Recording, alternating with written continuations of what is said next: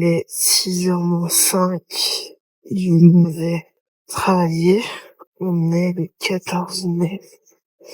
Écoutez, quand je vous dis que ma vie est un déchet, croyez-moi, parce que je crois que je viens de perdre une amitié qui date d'il y a quelques années. C'est par rapport au choix que j'ai fait et que j'ai pris.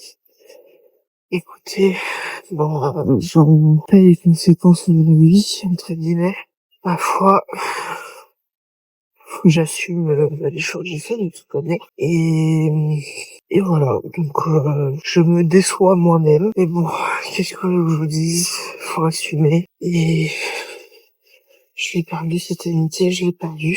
On ne pourra rien changer à cette conséquence. Moi je dis, ma vie est un réel échec.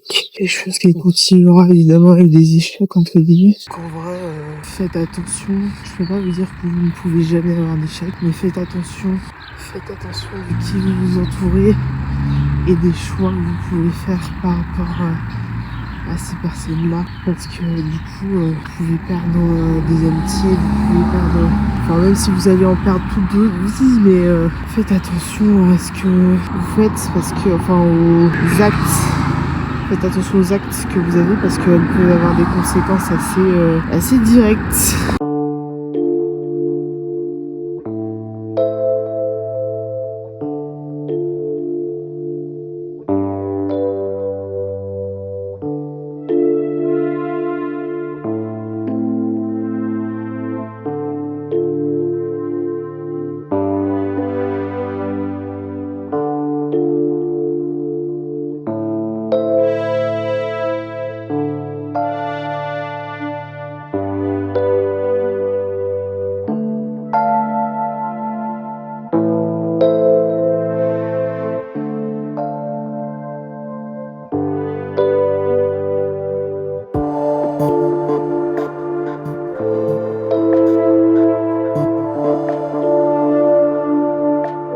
Moi, la réelle amitié, c'est celle qui, quoi qu'il arrive, qu'il y ait des difficultés ou non, survit à tout, quasiment.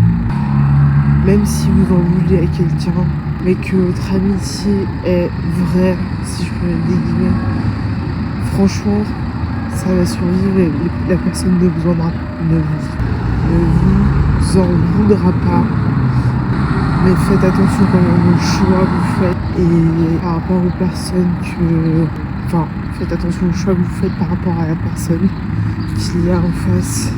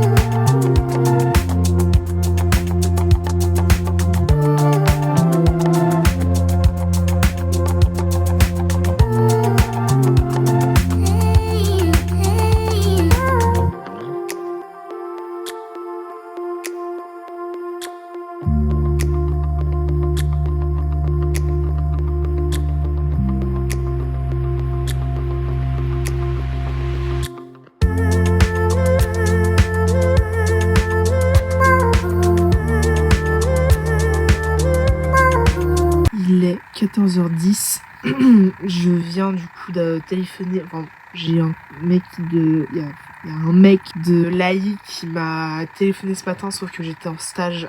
Enfin, j'étais en train de travailler à Lyon.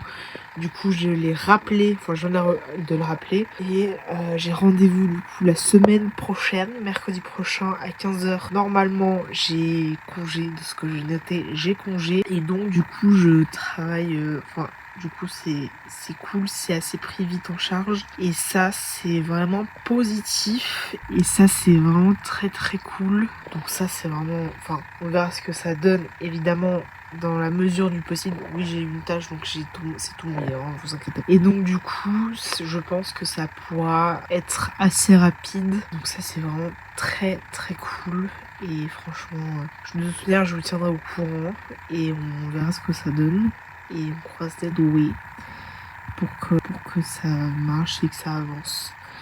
Tout simplement, et que ce soit faisable que ce soit faisable évidemment, et que voilà, on verra. Écoutez, on croise les doigts pour que ça marche et que ça fonctionne. Donc voilà.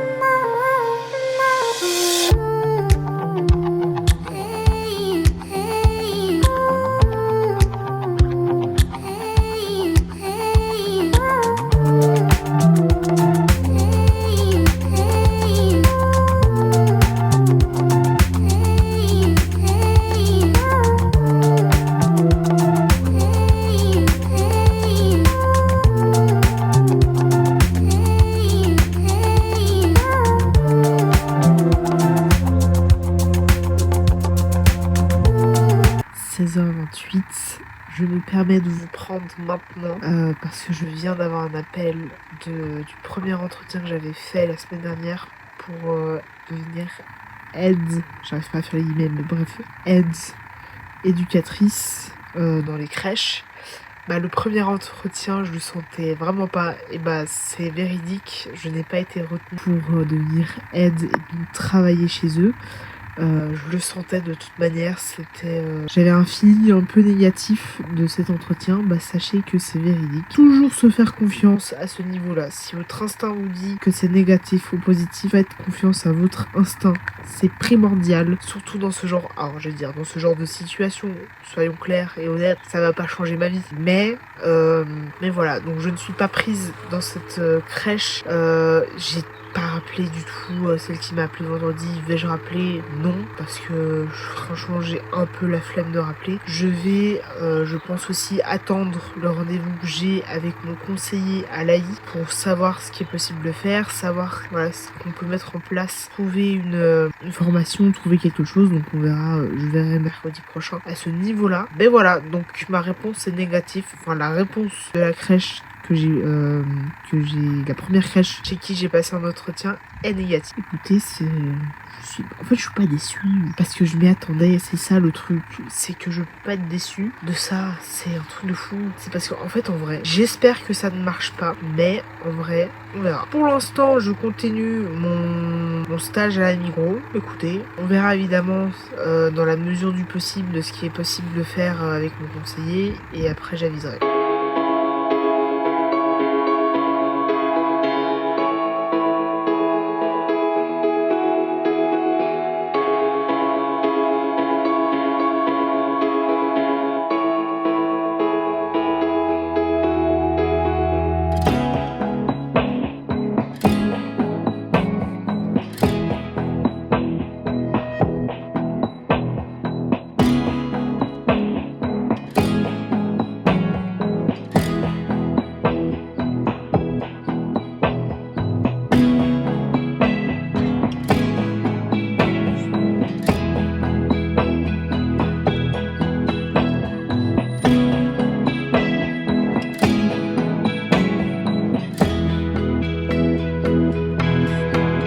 C'est une réflexion que je me suis faite déjà depuis un petit moment parce que j'ai eu la chance de voyager à de nombreuses reprises et j'ai déjà eu l'occasion de faire beaucoup de voyages de plusieurs mois et notamment en Océanie, donc Australie, Nouvelle-Zélande Et ça a été de nombreuses réflexions, et notamment le deuxième voyage que j'ai fait en Australie. Beaucoup de remises en question, etc. J'ai eu cette réflexion-là de est-ce que je me sens à ma place? Et cette question, elle est revenue à plusieurs reprises dans ma vie. Et ça fait des années que je me traîne cette question. Est-ce que je me sens à ma place? Et il faut savoir que en Suisse, et notamment à Genève, je ne me sens pas à ma place. J'ai toujours rêvé de partir et de me créer une nouvelle vie ailleurs. Je sais que ça peut paraître bizarre, mais moi j'ai ce sentiment-là de pas me sentir à ma place dans le pays qui m'a vu naître et grandir. Et quand je suis arrivée en Australie, je crois pas dit du tout pendant mes vlogs, etc. en Australie, mais je dirais les premières ou deuxièmes semaines que j'ai eues dans ce pays, donc le dernier que j'ai fait, le dernier voyage que j'ai fait en Australie, la question, c'est revenu, je me suis dit, c'est pas le pays où je vais me sentir bien, où je vais me sentir heureuse, mais il faut que je vive à un moment donné quand même à fond cette expérience. Et je savais au plus profond de moi que l'Australie n'était pas le pays où j'allais me sentir bien, où j'allais me sentir heureuse, et je savais que c'était pas le pays où j'allais m'installer indéfiniment. Je savais que j'allais pas y rester 10, 15, 20, 25 ans, voire plus. Je savais que c'était le pays, c'est un pays où j'allais acquérir de l'expérience, mais c'était pas du tout le pays qui me faisait rêver comme à une époque. En fait, le fait d'y avoir déjà été une fois en 2019. J'ai découvert le pays, même si je l'ai pas vu tout ce qu'il y avait, etc.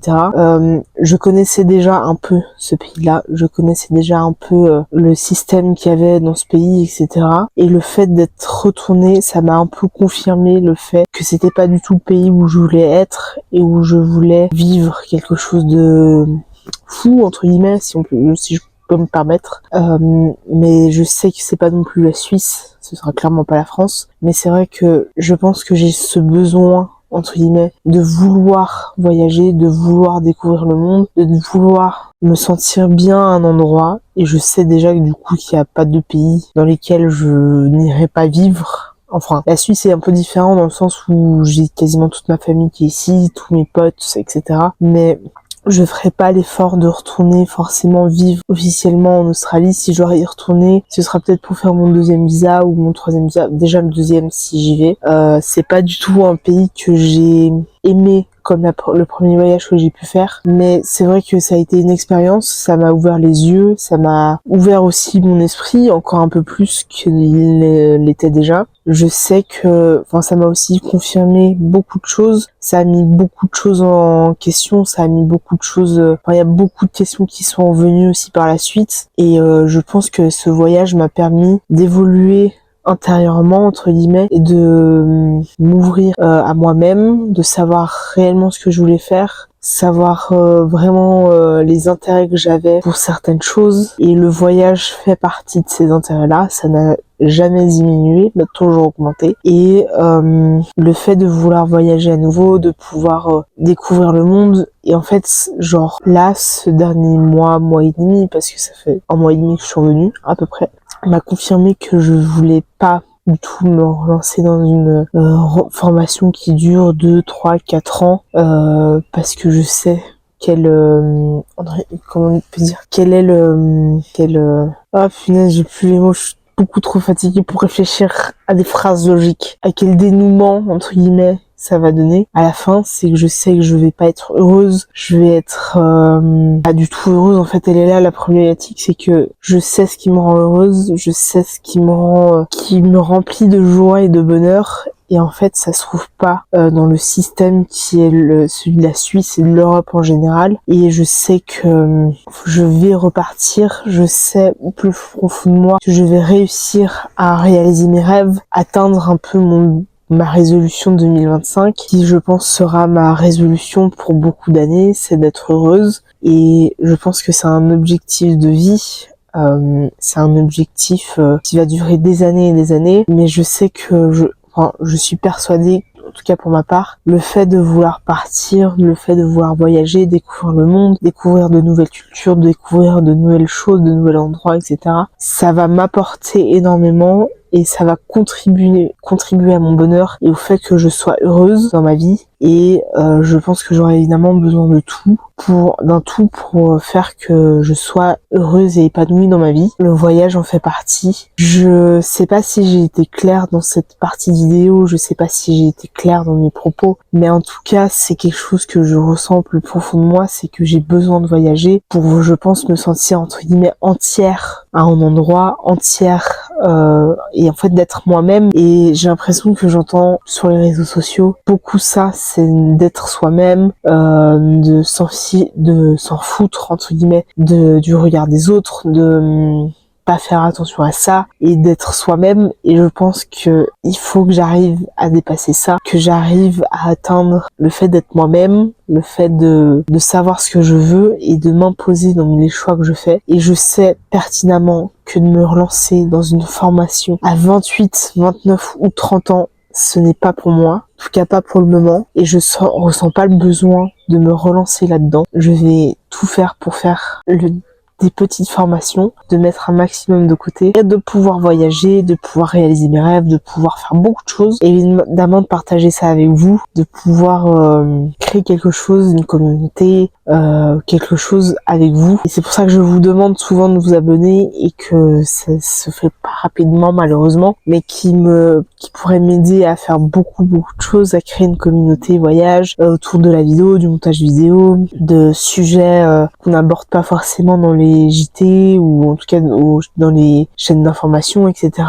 Et de pouvoir créer quelque chose de positif et de créer quelque chose qui attire le positif comme la situation, parce que c'est ça, le positif attire le positif comme le négatif attire le négatif, et il faut que je reste positif, que je m'affirme dans mes choix et de pouvoir créer quelque chose qui m'apporte personnellement, mais qui a une possibilité d'apporter à quelqu'un à travers les images que je fais, à travers les choix que je fais, qui peuvent motiver des gens. Et je pense que c'est ça qui me donne envie de continuer YouTube, même si même si la sauce prend beaucoup de temps à prendre. J'aimerais pouvoir essayer d'inspirer des gens, de pouvoir créer quelque chose de vraiment positif, de créer quelque chose où on peut se soutenir, parce que je pense que plus tu brilles, plus les gens ils ont envie ils te jalousent entre guillemets, et je pense que c'est pas ça le but d'une vie, que les gens te jalousent, mais qui se motive à être au même niveau que toi. Et je pense que le fait de briller comme le soleil, comme ici, le fait de briller, je pense que c'est le plus important dans une vie, c'est de briller, d'être heureux, d'être rempli de bonheur. Et je vous dis, c'est le plus important dans une vie, c'est ça. En tout cas pour moi, et le fait de pouvoir soutenir les gens, soutenir de petites marques, etc. C'est, je pense, le plus important dans une vie. Et je vais essayer de tout faire pour réussir dans ma vie. Pas dans la vie, mais dans ma vie. Elle est là la différence. C'est pas... je pense que j'avais vu une question sur les réseaux sociaux, qu'on me pose souvent, c'est qu'est-ce que tu fais dans la vie et pas qu'est-ce que tu fais dans ta vie. Moi, j'ai envie de dire de répondre à cette deuxième question, parce que si on me pose une question, j'ai pas envie de dire qu'est-ce que tu fais dans la vie, mais j'ai envie d'expliquer ce que je fais dans ma vie, parce que on n'en a qu'une. Enfin, on en a deux, la deuxième commence quand on en a qu'une. Et le plus important, c'est ça, c'est de réussir dans sa propre vie et pas dans la vie en général, c'est-à-dire dans la vie en société, voilà, enfin, c'est un tout. Et je pense que le plus important, c'est soi, et de réussir les objectifs qu'on s'est fixés à nous, tout simplement. Et donc, mon but, c'est d'être heureuse, de réaliser mes rêves et de pouvoir briller. Je veux briller aux yeux des gens. Je veux briller. Je veux être quelqu'un de brillante. Peut-être pas forcément par rapport à mon intelligence, mais je veux briller. Je veux rayonner. Je veux être moi, tout simplement. Et je pense que c'est le principal dans une vie.